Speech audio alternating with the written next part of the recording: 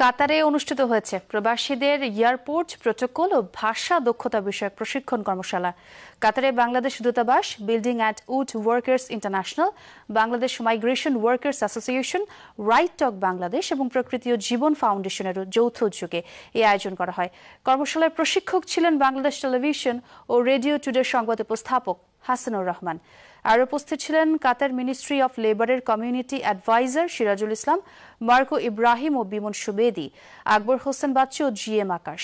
কর্মশালায় দোহার বিভিন্ন শিল্প প্রতিষ্ঠানে কর্মরত বাংলাদেশি শ্রমিকরা উপস্থিত ছিলেন। আমাদের কমিউনিটির জন্য আমরা যারা বিদেশে আছি, প্রবাসে আছি, এইভাবে আমরা প্রবাসী জীবনযাপন করবো এবং আমরা প্রবাসী এসে বিভিন্ন রকমের ল্যাঙ্গুয়েজ আমাদেরকে আয়ত্ত করতে হয়। আমরা যদি এটা শিখতে পারি এই উদ্যোগের মাধ্যমে, তাহলে আমরা অনেক উপকৃত হব। প্রবাসীরা স্মার্টনেসের যে কিছু ব্যাপার আছে, এগুলো আজকে আমরা অনেক কিছুই শিখলাম। আমি নিজে যদি সহজ হই, নিজে অনেক কিছু যদি সহজভাবে করে দিতে পারি, তাহলে আমাদের বিড়ম্বনার যে জায়গাটা থাকে ওইটা থাকবে না। আমাদের আয়োজন, এটার নাম দিয়েছি হলো ভাষা যুদ্ধ। এই ভাষা যুদ্ধ আমরা চালিয়ে যাব। আমরা পৃথিবীর বিভিন্ন দেশে যেখানে আমাদের বাঙালি ভাই ও বোনেরা আছেন, তা এই প্রবাসী ভাই বোনদেরকে আমরা ভাষা শিখাবো আমাদের ভাষা যুদ্ধের মাধ্যমে, এবং পাশাপাশি আমরা স্কিলড মাইগ্রেশন তৈরি করব। প্রবাসী বাংলাদেশে আরো একটা বিরতি নিচ্ছি, আমাদের সঙ্গেই থাকুন।